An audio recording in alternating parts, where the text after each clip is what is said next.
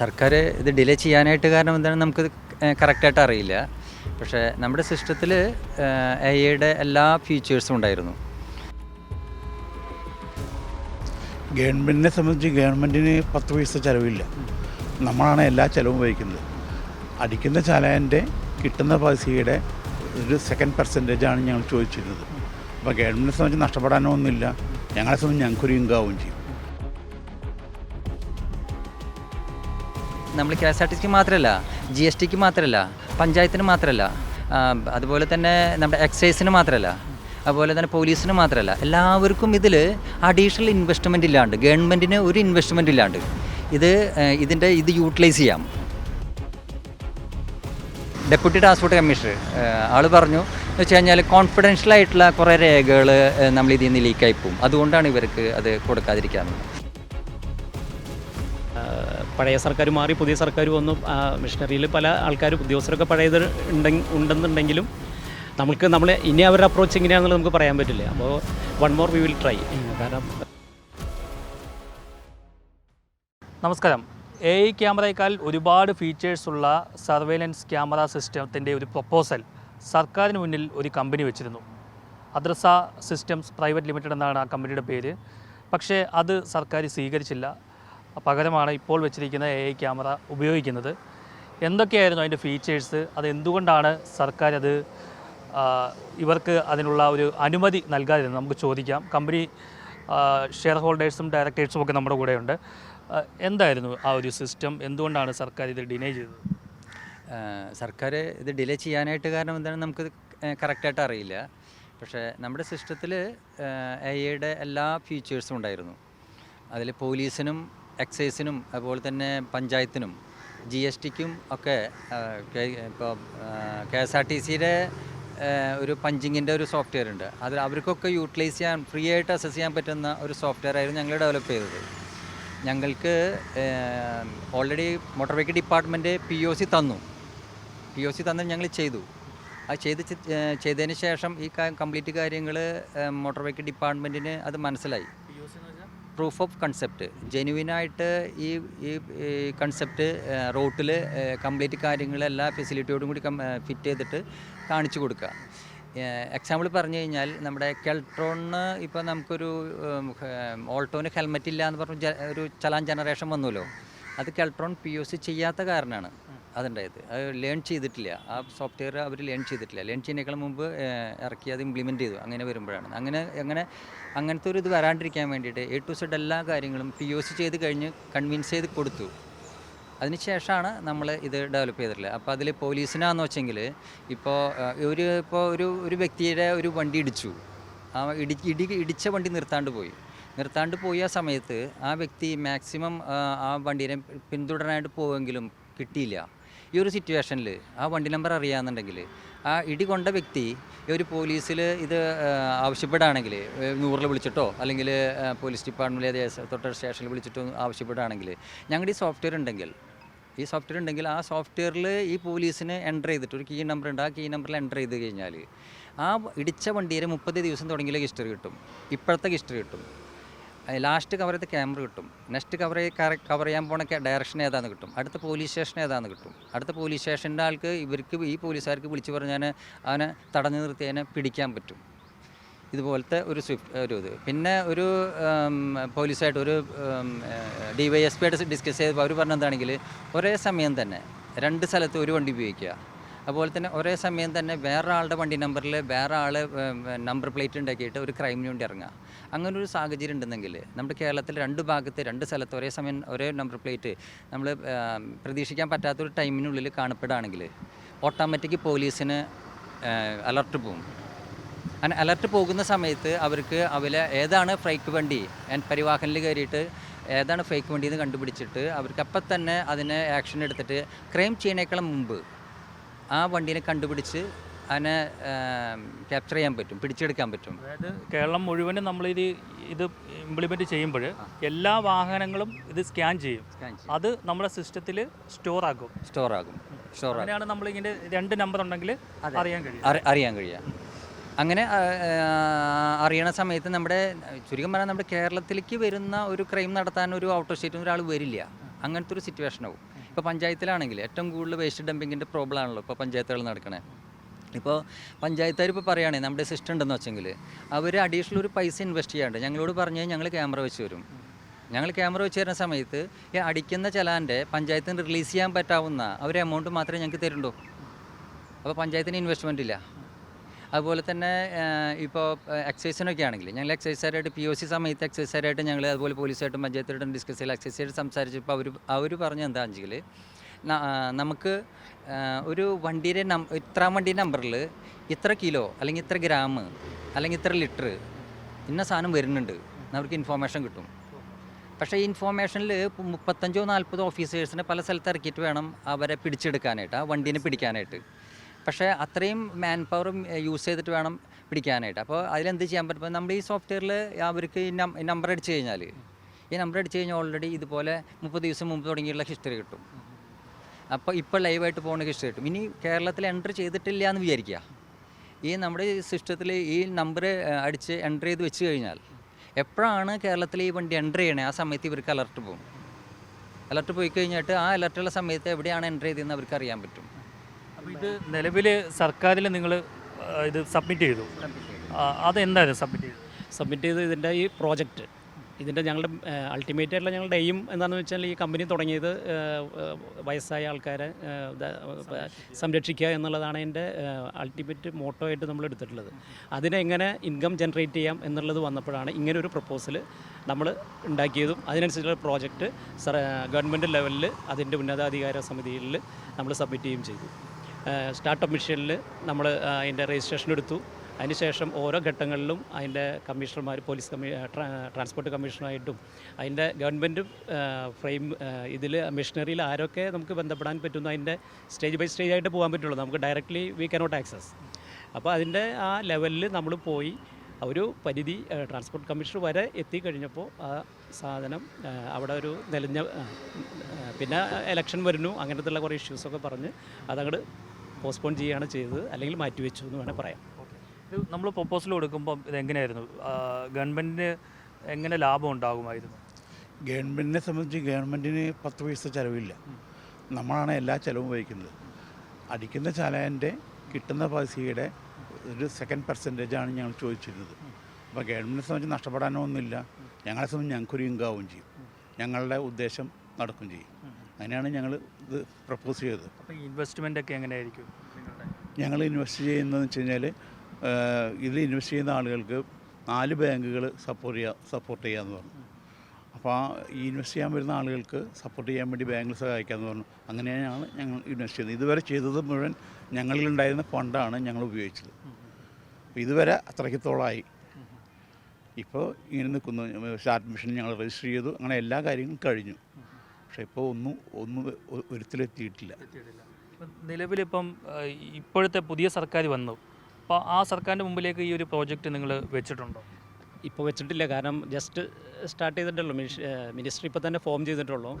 ഇനിയിപ്പോൾ അതിൻ്റെ ഒന്നുകൂടി ഒരു 1 more attempt നമുക്ക് നോക്കണം എന്ന് വിചാരിച്ചിട്ടുണ്ട്. കാരണം പഴയ സർക്കാർ മാറി പുതിയ സർക്കാർ വന്നു. മിഷനറിയിൽ പല ആൾക്കാരും ഉദ്യോഗസ്ഥരൊക്കെ പഴയത് ഉണ്ടെന്നുണ്ടെങ്കിലും നമ്മൾ ഇനി അവരുടെ അപ്രോച്ച് എങ്ങനെയാണെന്നുള്ളത് നമുക്ക് പറയാൻ പറ്റില്ല. അപ്പോൾ 1 more we will try. കാരണം ഇല്ലെങ്കിൽ നമുക്ക് ഇപ്പോഴത്തെ മിനിസ്ട്രീനെ ഗവൺമെൻറ് അത് അംഗീകരിച്ചില്ല എന്ന് പറയാൻ പറ്റില്ലല്ലോ. ഇപ്പോഴത്തെ ഗവൺമെൻറ്റിനെയാണല്ലോ നമ്മൾ ശരിക്കും അപ്രോച്ച് ചെയ്യേണ്ടത്. Definitely we will approach the present ministry. തീർച്ചയായിട്ടും ഇപ്പം ഈ സർക്കാരിൻ്റെ കാര്യം മാറ്റി നിർത്തി കഴിഞ്ഞാൽ തദ്ദേശ സ്വയംഭരണ സ്ഥാപനങ്ങളുണ്ട്. ഇപ്പം നേരത്തെ പറഞ്ഞ പോലെ തന്നെ വേസ്റ്റ് ഇടുന്ന ആൾക്കാരെ പിടിക്കാനും ആ പഞ്ചായത്ത് മുഴുവൻ ഒരു ക്യാമറയുടെ സർവൈലൻസിലാക്കുവാനും ഒരു പദ്ധതി നിങ്ങൾക്ക് കൊടുക്കാൻ പറ്റില്ലേ? അപ്പോൾ പറ്റും, തീർച്ചയായിട്ടും പറ്റും. നമ്മൾ മൊത്തത്തിൽ ഉദ്ദേശിക്കുന്നത് എന്താണെങ്കിൽ അതൊക്കെ ഒരു ഭാഗമാണ്, ചെറിയൊരു ഭാഗമാണ്. നമ്മൾ കേരളത്തിൻ്റെ മൊത്തം ഒരു ഇൻവെസ്റ്റ്മെൻറ്റിലെങ്കിൽ ചെയ്യാമെന്ന് വെച്ചെങ്കിൽ നമ്മളെ സംബന്ധിച്ചിടത്തോളം ഇത് എല്ലാവർക്കും യൂട്ടിലൈസ് ചെയ്യാൻ പറ്റും, പഞ്ചായത്തിന് മാത്രമല്ല. ഇപ്പോൾ GST ഇപ്പോൾ ഞാൻ GSTക്കാരായിട്ട് സംസാരിച്ചപ്പോൾ അവർ പറഞ്ഞെന്താണെങ്കിൽ തിരുവനന്തപുരത്ത് ഞങ്ങൾ സംസാരിച്ചപ്പോൾ അവർ പറഞ്ഞു ചാല മാർക്കറ്റിൽ ഒരു വണ്ടി 3-4 പ്രാവശ്യം ലോഡ് ഇറക്കി പോകുന്നുണ്ട്, ഒരു പ്രാവശ്യം മാത്രമേ ഇതിൽ എൻട്രിയിൽ വരുന്നുള്ളൂ. അപ്പോൾ ഇത് ക്യാമറ വെച്ച് കഴിഞ്ഞാൽ അവർ സിമ്പിളായിട്ട് അത് ക്യാപ്ചർ ചെയ്യാൻ പറ്റും. ഇപ്പോൾ KSRTCയിൽ നമ്മളൊരു പഞ്ചിങ്ങിന് വേണ്ടിയിട്ട്, വെഹിക്കിൾ പഞ്ചിങ്ങിന് വേണ്ടിയിട്ട് ഒരു സോഫ്റ്റ്വെയർ ഡെവലപ്പ് ചെയ്യാമെന്ന് പറഞ്ഞു. 19 കോടി 29 കോടി അങ്ങോട്ട് ഒരു എക്സ്പെൻസ് സോഫ്റ്റ്വെയർ ഡെവലപ്പ് ചെയ്യാമെന്ന് പറഞ്ഞു. ഞങ്ങളിത് ചെയ്തുകൊണ്ടിരിക്കുന്ന സമയത്ത് നമ്മൾ അറിഞ്ഞതാണ്. ഞങ്ങൾ ട്രാൻസ്പോർട്ട് കമ്മീഷനിലും അതുപോലെ തന്നെ KSRTCയുടെ ഓഫീസിലും എന്ന് വെച്ച് കഴിഞ്ഞാൽ പ്രമോദ് സാറ് 2 ഡ്യൂട്ടി ഉണ്ടായിരുന്നു. എന്ന് വെച്ച് കഴിഞ്ഞാൽ അഡീഷണൽ ട്രാൻസ്പോർട്ട് കമ്മീഷണർ. അപ്പോൾ അവിടേക്ക് പോകുമ്പോൾ നമുക്കത് അറിയായിരുന്നു. അപ്പോൾ അങ്ങനത്തെ ഒരു സിറ്റുവേഷനിൽ വെഹിക്കിൾ പഞ്ചിങ്ങിന് വേണ്ടിയിട്ട് ഓൾറെഡി ഇതിലുള്ളതാണത്. വെച്ചാൽ അഡീഷണൽ ഒരു ഇൻവെസ്റ്റ്മെൻറ്റ് സോഫ്റ്റ്വെയർ ഡെവലപ്പിൻ്റെ ആവശ്യമില്ല. അതൊക്കെ അവർ അറിയിച്ചിട്ടുണ്ടായിരുന്നു. എന്ന് വെച്ച് കഴിഞ്ഞാൽ ഞങ്ങളുടെ ഒരു വീഡിയോ ഞങ്ങൾ എടുത്തിട്ടുണ്ട്. ഒരു POC സമയത്തിലൊരു അതിൻ്റെ അപ്ഡേറ്റ് ആയിട്ടുള്ള ഒരു ഇത് നമ്മൾ എടുത്തിട്ടുണ്ടായിരുന്നു. അതിൽ കറക്റ്റ് ഒരു വണ്ടി, ഒരു KSRTCയുടെ ഇത്ര നമ്പർ വണ്ടി ഇന്ന ദിവസം അങ്ങോട്ട് പോയി, ഇന്ന ദിവസം ഇങ്ങോട്ട് വന്നു, എത്ര ക്യാമറ, ഇന്ന ക്യാമറ അവിടെ കവർ ചെയ്തു, പാലക്കാട് ഇന്ന ക്യാമറ കവർ ചെയ്തു, അങ്ങനെയുള്ള ഒരു ട്രജക്ടറി തന്നെയുണ്ട്. അപ്പോൾ ആ KSRTC ആ ഒരു സോഫ്റ്റ്വെയർ ഇൻവെസ്റ്റ്മെൻറ്റ് ആവശ്യമില്ല. അതായത് എല്ലാം നമ്മുടെ ഈ ഒരു ക്യാമറ വെച്ച് തന്നെ എല്ലാം ചെയ്യാം. നമ്മുടെ ക്യാമറ സോഫ്റ്റ്വെയറാണ് നമ്മുടെ AI, ക്യാമറ അല്ലേ AI. അപ്പോൾ അങ്ങനെ ഒരു സിറ്റുവേഷനിൽ നമ്മൾ KSRTCക്ക് മാത്രമല്ല, GSTക്ക് മാത്രമല്ല, പഞ്ചായത്തിന് മാത്രമല്ല, അതുപോലെ തന്നെ നമ്മുടെ എക്സൈസിന് മാത്രമല്ല, അതുപോലെ തന്നെ പോലീസിന് മാത്രമല്ല, എല്ലാവർക്കും ഇതിൽ അഡീഷണൽ ഇൻവെസ്റ്റ്മെൻറ്റ് ഇല്ലാണ്ട്, ഗവൺമെൻറ്റിന് ഒരു ഇൻവെസ്റ്റ്മെൻറ്റ് ഇല്ലാണ്ട് ഇത് യൂട്ടിലൈസ് ചെയ്യാം. അങ്ങനത്തെ ഒരു ഇത് നമ്മൾ തയ്യാറാക്കിയിട്ടില്ലേ. പക്ഷേ ഇതൊരു സ്റ്റേക്ക് ഹോൾഡേഴ്സിൻ്റെ ഒരു മീറ്റിങ്ങിന് വേണ്ടിയിട്ട് ഞങ്ങൾ ട്രൈ ചെയ്തിട്ടുണ്ടായിരുന്നു. പക്ഷേ സ്റ്റേക്ക് ഹോൾഡേഴ്സിന് മീറ്റിംഗ് വേണ്ടി ട്രൈ ചെയ്തെങ്കിലും നമുക്ക് അവരൊരു മീറ്റിങ്ങിന് അറ്റൻഡ് ചെയ്യാൻ പറ്റിയില്ല. പക്ഷേ പണ്ടത്തെ ട്രാൻസ്പോർട്ട് സെക്രട്ടറി ഞങ്ങൾക്ക് വേണ്ടി ഒരു സ്പെഷ്യലായിട്ടൊരു മീറ്റിംഗ് വിളിച്ചു. അതിൽ ട്രാൻസ്പോർട്ട് സെക്രട്ടറി ഉണ്ടായിരുന്നു, അഡീഷണൽ ട്രാൻസ്പോർട്ട് സെക്രട്ടറി ഉണ്ടായിരുന്നു, അഡീഷണൽ ട്രാൻസ്പോർട്ട് കമ്മീഷൻ ഉണ്ടായിരുന്നു, ഡെപ്യൂട്ടി ട്രാൻസ്പോർട്ട് കമ്മീഷൻ ഉണ്ടായിരുന്നു, KSRTC ഒരാളുണ്ടായിരുന്നു, അണ്ടർ സെക്രട്ടറിമാർ 2 പേരുണ്ടായിരുന്നു. ഞങ്ങളുടെ ഭാഗത്തുനിന്ന് ഞാനും പിന്നെ ഞങ്ങളുടെ സൗത്ത് ഇന്ത്യൻ ബാങ്കിൻ്റെ സീനിയർ GM ആയിട്ട് ബോബി ജെയിംസ് സാർ ഉണ്ടായിരുന്നു. അവരാണ് ഞങ്ങൾ പങ്കെടുത്തത്. അതിലൊരു തീരുമാനം ഉണ്ടായി. എന്ന് വെച്ച് കഴിഞ്ഞാൽ എന്തുകൊണ്ട് ഇവർക്കിത് കൊടുത്തുകൂടാ എന്ന് ചോദിച്ചു. ആദ്യം ചോദിച്ചു, ട്രാൻസ്പോർട്ട് സെക്രട്ടറി ചോദിച്ചു, നമുക്ക് ഈ പ്രൊജക്റ്റ് വെച്ചുകൊണ്ട് ഈ AI ക്യാമറയുടെ ഇത് വെച്ചുകൊണ്ട് എന്തെങ്കിലും ഗുണകരമായിട്ടുള്ള കാര്യങ്ങളുണ്ടോ എന്ന് ചോദിച്ചു. അപ്പോൾ അഡീഷണൽ ട്രാൻസ്പോർട്ട് കമ്മീഷൻ പറഞ്ഞു ഉണ്ട്, 400 ചില്ലാനും കോടി രൂപയുടെ എന്തോ വരുമാനം ഉണ്ടെന്ന് പറഞ്ഞു. അപ്പോൾ എന്തുകൊണ്ട് ഈ പ്രൊജക്റ്റ് വെച്ചുകൂടാന്ന് ചോദിച്ചു. അപ്പോൾ അഡീഷണൽ ട്രാൻസ്പോർട്ട് കമ്മീഷൻ പറഞ്ഞു ഗവൺമെൻറ്റിൽ പൈസ ഇല്ലാന്ന് പറഞ്ഞു. അപ്പോൾ ട്രാൻസ്പോർട്ട് സെക്രട്ടറി പറഞ്ഞു എന്തുകൊണ്ട് ഇവരെ പ്രൊജക്റ്റ് കൺസിഡർ ചെയ്തുകൂടാന്ന് ചോദിച്ചു. അപ്പോൾ ഡെപ്യൂട്ടി ട്രാൻസ്പോർട്ട് കമ്മീഷണർ ആൾ പറഞ്ഞു എന്ന് വെച്ച് കഴിഞ്ഞാൽ കോൺഫിഡൻഷ്യലായിട്ടുള്ള കുറേ രേഖകൾ നമ്മൾ ഇതിൽ നിന്ന് ലീക്കായി പോകും, അതുകൊണ്ടാണ് ഇവർക്ക് അത് കൊടുക്കാതിരിക്കാറുള്ളത്. അപ്പോൾ ഞാൻ വാസിക മാഡത്തിനെ നമുക്ക് ശരിക്കും അപ്പോയിൻമെൻ്റ് തന്നെ കിട്ടുന്നത് 3-4 പ്രാവശ്യം അവിടെ പോയിട്ട് ആൾ അപ്പോയിൻമെൻറ്റ് കഴിഞ്ഞിട്ട് ഇറങ്ങി പോകുമ്പോൾ എനിക്ക് അപ്പോയിൻമെൻറ്റ് കിട്ടില്ല. എന്നെ ഫേസ് ചെയ്തിട്ട് എന്നെ കണ്ടിട്ട് എൻ്റെ പരിചയം ആ ഫേസ് കണ്ടിട്ട് എനിക്ക് അപ്പോയിൻമെൻറ്റ് ഒരു ദിവസം തന്നതാണ്. അങ്ങനെയാണ് ഇതിൽ നമുക്ക് ഒരു ഓപ്പർച്യൂണിറ്റി തന്നെ സംസാരിക്കാനായിട്ട് ഓപ്പർച്യൂണിറ്റി കിട്ടുന്നത്. പിന്നെ ഞങ്ങളുടെ ടീമിൽ ആളുടെ സീനിയറായിട്ട് വർക്ക് ചെയ്തിട്ടുള്ള ഫ്രാൻസിസ് സാർ ഉണ്ടായിരുന്നു, IAS ഓഫീസർ.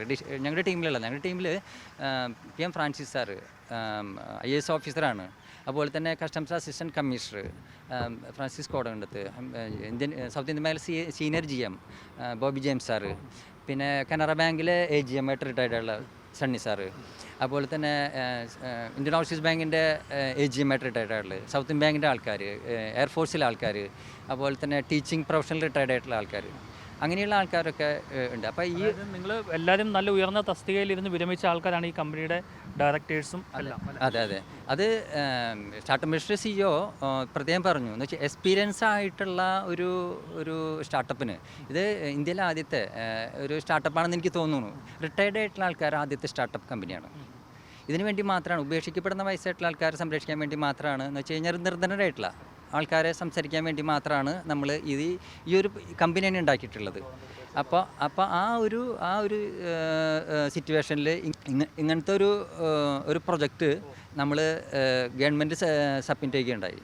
അൾട്ടിമേറ്റായിട്ട് നമുക്ക് പറയാനുള്ളത് എന്ന് വെച്ചാൽ without any single penny incurred by the government, അതാണ് അതിൻ്റെ വാക്ക്. കാരണം ഒരു പൈസ പോലും ചിലവില്ല. പ്രത്യേകിച്ച് ഇപ്പോഴത്തെ പുതിയ ചീഫ് മിനിസ്റ്ററൊക്കെ പറഞ്ഞ പോലെ തന്നെ കേരളത്തിൻ്റെ റിസോഴ്സസ് ഉണ്ടാക്കണമെന്നുണ്ടെങ്കിൽ ഇൻകം കൂട്ടണം. ഇൻകം കൂട്ടാൻ ഇൻവെസ്റ്റ് ചെയ്യാൻ ഗവൺമെൻറ്റിൽ പൈസ ഇല്ല. നേരത്തെ പറഞ്ഞ പോലെ തന്നെ ഇപ്പോഴും ഇല്ല. അപ്പോൾ അങ്ങനത്തെ ഒരു സിറ്റുവേഷനിൽ ഇതൊരു നല്ലൊരു പ്രോജക്റ്റായിട്ട് കൊണ്ടുവരികയാണെന്നുണ്ടെങ്കിൽ ഗവൺമെൻറ്റിന് പൈസ ഇൻവെസ്റ്റ് ചെയ്യാതെ ദേ ക്യാൻ ജനറേറ്റ് ഇൻകം. ഇതിൽ നിന്ന് ഈ ടാക്സ് ചലാൻ വഴി വരുന്ന പൈസയിൽ നിന്ന് അവർക്കൊരു ഞങ്ങൾ കമ്പനിയും ഗവൺമെൻറ്റുമായിട്ടുള്ള ഒരു ടൈപ്പിൽ പെർസെൻറ്റേജ് കണക്കാക്കുകയാണെന്നുണ്ടെങ്കിൽ അത് പ്രകാരം ഷെയർ ചെയ്യാമെന്നുള്ള ഒരു ബേസിസിൽ ചെയ്യുമ്പോൾ വിത്തൗട്ട് ഇൻവെസ്റ്റ്മെൻറ്റ് ദേ ആർ ഏണിങ് മണി. അപ്പോൾ ഖജനാവിലേക്ക് തീർച്ചയായും വന്നുകൊണ്ട് പൈസ വരുന്നുള്ളതിന് യാതൊരു സംശയവും ഉണ്ടാവില്ല. ഒരു പഞ്ചായത്ത് നിങ്ങളെ സമീപിക്കുകയാണെങ്കിൽ അവർക്ക് സൗജന്യമായിട്ട് നിങ്ങൾക്ക് വെച്ചു കൊടുക്കാൻ പറ്റുമോ? എല്ലാ പഞ്ചായത്തിനും വെച്ച് കൊടുക്കാൻ പറ്റും. ഈ ഒരു പഞ്ചായത്ത് മാത്രമല്ല, ഈ ഒരു പ്രൊജക്റ്റ് ഉണ്ടെങ്കിൽ ഏത് പഞ്ചായത്തൊക്കെ പറയണോ അവർക്കൊക്കെ ഇതിൽ ഫ്രീ ആയിട്ട് വെച്ച് കൊടുക്കാം. പക്ഷേ അപ്പം നിങ്ങൾക്ക് അതിൽ നിന്ന് കിട്ടുന്ന ആ ഒരു വരുമാനത്തിൻ്റെ അവർക്ക് അടിക്കുന്ന ചലാൻ്റെ അവർക്ക് റിലീസ് ചെയ്യാൻ പറ്റുന്ന പൈസ അത് ഞങ്ങൾക്ക് തന്നാൽ മതി. എത്ര ഒരു പെർസെൻറ്റേജ് അവർക്ക് റിലീസ് ചെയ്യാൻ പറ്റുമല്ലോ. ഇത്ര ഒരു ചലാൻ അടിക്കുമ്പോൾ എൻ്റെ ഒരു ഷെയർ പെർസെൻറ്റേജ് റിലീസ് ചെയ്യാൻ പറ്റുമല്ലോ. ആ ഒരു പെർസെൻറ്റേജ് അത് മാത്രം റിലീസ് ചെയ്താൽ മതി. ഇതുകൊണ്ട് വേറെ ഇപ്പോൾ ഇവിടെ തൃശ്ശൂർ ജില്ലയിൽ പാണഞ്ചേരി പഞ്ചായത്തിൽ കുതിരാൻ കയറുന്നതിൻ്റെ അവിടെ ഇപ്പോൾ പഞ്ചായത്ത് തന്നെ അവർ ഫണ്ട് എടുത്തിട്ട് എത്രയോ ക്രോഡ്സ്, ഞാൻ മറന്നുപോയി, പേപ്പറിൽ വായിച്ചതാണ്, അവിടെ ഈ വെച്ചിരിക്കുക അവിടെ വേസ്റ്റ് മുഴുവൻ ഡംപ് ചെയ്യാണ് കുതിരാൻ കയറുന്നതിന് മുന്നേ ഉണ്ട്. അപ്പോൾ പഞ്ചായത്തിന് പൈസ ഇല്ലാണ്ടും അവിടെ അത് ഇതിന് അറസ്റ്റ് ഈ ഡംപിങ് ഒഴിവാക്കാൻ വേണ്ടിയിട്ട് അവരവിടെ ഒരു എത്രയോ ക്രോഡ്സ് എമൗണ്ട് ഐ ഫോർഗോട്ട്. അപ്പോൾ അവിടെ അത് ചെയ്യുമ്പോൾ അങ്ങനെ അതുപോലെ ഇതൊരു മാസമായിട്ട് ചെയ്യുകയാണെന്നുണ്ടെങ്കിൽ ആ പഞ്ചായത്തിൽ മുഴുവൻ വയ്ക്കാം. ഈ പറഞ്ഞ പോലെ അവർ പ്രപ്പോസൽ തരികയാണെന്നുണ്ടെങ്കിൽ വിത്ത് പെർമിഷൻ അവർ തരികയാണെന്നുണ്ടെങ്കിൽ നമുക്കത് അവിടെ വെച്ച് കൊടുക്കാം. അപ്പോൾ അതിൽ ചലാൻ ജനറേറ്റ് ചെയ്ത് ക്യാഷ് വന്നിട്ടുള്ള ചലാനിൻ്റെ പ്രപ്പോർഷനായിട്ട് നമ്മൾ കളക്ട് ചെയ്യുള്ളൂ. ഇപ്പോൾ അടയ്ക്കാത്ത ചലാന് നമ്മൾ ചോദിക്കുന്നില്ല ഒരിക്കലും. അതിൽ ഒരു ട്രാൻസ്പെറൻസി വരണമെന്ന് മാത്രം, കമ്പനിയും പഞ്ചായത്താണെങ്കിൽ പഞ്ചായത്തും തമ്മിൽ അത്രയും നമ്മളുടെ ഒരു ഡിമാൻഡുള്ളൂ. അത് അതായത് നിങ്ങളുടെ കമ്പനിയുടെ ലാഭത്തിൻ്റെ എത്ര ശതമാനമാണ് വയോജനങ്ങൾക്ക് വേണ്ടിയിട്ട് ഉപയോഗിക്കുന്നത്? 80% ഇതിൽ ഈ വയോജനങ്ങൾക്ക് വേണ്ടിയിട്ടുള്ള സംരക്ഷണത്തിന് വേണ്ടി മാത്രമാണ് ഉപയോഗിക്കാൻ പാടുള്ളൂ നമ്മുടെ കമ്പനിയുടെ മെമ്പറുടെ ആർട്ടിക്കിൾസിൽ പറയുന്നുണ്ട്. ഇതിൽ വേറൊരു ഗുണം എന്താണെന്ന് വെച്ചെങ്കിൽ പൊതുജനങ്ങൾക്ക് വേറൊരു ഗുണമുണ്ട്. എന്ന് വെച്ച് കഴിഞ്ഞാൽ ഇപ്പോഴത്തെ സാഹചര്യത്തിൽ നമ്മളൊരു ഇൻവെസ്റ്റ് ചെയ്യാനായിട്ട് കേരളത്തിലെ സാഹചര്യം ഇല്ല. അങ്ങനത്തെ ഒരു സാഹചര്യമാണ് നിൽക്കുന്നത്. ഈ ഒരു പ്രൊജക്റ്റിൽ നമ്മൾ സ്റ്റാർട്ടപ്പ് മിഷൻ CEO പറഞ്ഞ എന്താണെങ്കിൽ 1000-ൽ പരം ഇൻവെസ്റ്റേഴ്സ് ഈ ഒരു പ്രൊജക്റ്റിന് ഇൻവെസ്റ്റ് ചെയ്യാൻ തയ്യാറായിട്ട് നിൽക്കുന്നുണ്ട്. അവർ തയ്യാറാണ്. അപ്പോൾ ഞങ്ങൾ 4 ബാങ്കുകളായിട്ട് ഡിസ്കസ് ചെയ്തിട്ട് ഇതിൽ 80% ലോണും പ്രൊവൈഡ് ചെയ്യാമെന്ന്, കൊളാക്റ്റീവ് സെക്യൂരിറ്റി ഉണ്ടെങ്കിൽ 80% ലോൺ പ്രൊവൈഡ് ചെയ്യാമെന്ന് 4 ബാങ്കുകൾ സംസാരിച്ച് നിന്നിട്ടുണ്ട്. അപ്പോൾ അങ്ങനെ A to Z എല്ലാ കാര്യങ്ങളും ഓക്കെയാണ്. ബാങ്കുകളായി കഴിഞ്ഞാലും അതുപോലെ തന്നെ പൈസ ആയി കഴിഞ്ഞാലും അതുപോലെ തന്നെ പൊതുജനങ്ങളിലെ ഇൻവെസ്റ്റേഴ്സിനെ ഇതിനെ അട്രാക്ട് ചെയ്യാനായി കഴിഞ്ഞാലും നമ്മളിപ്പോൾ എൻ്റർപ്രനേഴ്സ് ഇല്ല. അപ്പോൾ ഒരു പഞ്ചായത്തിൽ ഒരു യൂണിറ്റ് എന്നുള്ള കണ്ടീഷനിൽ നമ്മളെ സംബന്ധിച്ചിടത്തോളം ഇങ്ങനത്തെ ഒരു ഇത് വരികയാണെന്ന് വെച്ചെങ്കിൽ 1100 ചില്ലാനും പഞ്ചായത്തുകൾ മുനിസിപ്പാലിറ്റി കോർപ്പറേഷനായിട്ട് വരുന്നുണ്ട്. അപ്പോൾ മൊത്തം അത്ര എൻ്റർപ്രനേഴ്സ് എങ്കിലും വരും. നമ്മൾക്കിപ്പോൾ എറണാകുളം സിറ്റി അല്ലെങ്കിൽ തൃശ്ശൂർ സിറ്റി അവിടെ ഒരു യൂണിറ്റ് കൊണ്ട് ഒന്നാവില്ല. പക്ഷെ അത്രയും ഇൻവെസ്റ്റേഴ്സിനെ നമുക്ക് കണ്ടെത്തിയിട്ട് ഈ കേരളത്തിൽ ആ മണി ട്രാൻസാക്ഷൻ ഉണ്ടാക്കിയിട്ട് അതിൻ്റെ പൈസ ഇവിടെ തന്നെ ചിലവ് ചെയ്യാവുന്ന കണ്ടീഷനിലുള്ള ഒരു ഇതുണ്ടായിരുന്നു. എന്തായാലും ഒരു വലിയ ഒരു സംഭവം തന്നെ എന്ന് നമുക്ക് പറയാം. കാരണം യാതൊരു ചിലവുമില്ലാതെ സർക്കാരിന് ഇത്തരത്തിൽ AI ക്യാമറകൾ കേരളത്തിലെമ്പാടും വയ്ക്കാം.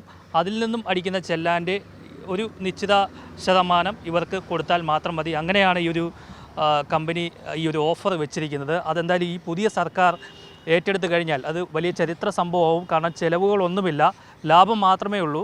അതിൻ്റെ മെയിൻ്റനൻസ് ഉൾപ്പെടെയുള്ള കാര്യങ്ങളെല്ലാം അവർ തന്നെയാണ് ചെയ്യുന്നത്, ഇൻസ്റ്റാൾ ചെയ്യുന്നതും എന്ത് കാര്യങ്ങളാണെങ്കിലും അവർക്ക്. പക്ഷേ ആ ചെല്ലാൻ അടിക്കുന്നതിൻ്റെ ഇത്ര ശതമാനം മാത്രം കൊടുത്താൽ മതി.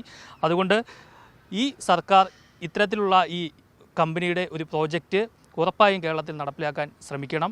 നേരത്തെ സർക്കാർ ഇതെന്തുകൊണ്ട് ഇത് ഡിനൈ ചെയ്തു, ഇത് തള്ളിക്കളഞ്ഞുവെന്ന് ഊഹിച്ചാൽ നമുക്ക് മനസ്സിലാക്കാം. പക്ഷേ ഇത് വലിയൊരു ചരിത്ര സംഭവമാണ്. എത്രയും വേഗം തന്നെ ഇവർക്ക് ആ പ്രോജക്റ്റിനുള്ള അനുമതി കൊടുത്താൽ തീർച്ചയായും നല്ലൊരു ലാഭം സർക്കാരിന് കിട്ടുമെന്നുള്ള കാര്യത്തിൽ യാതൊരു സംശയമില്ല. കൊച്ചിയിൽ നിന്നും R. പീയൂഷ്, മറുനാടൻ മലയാളി.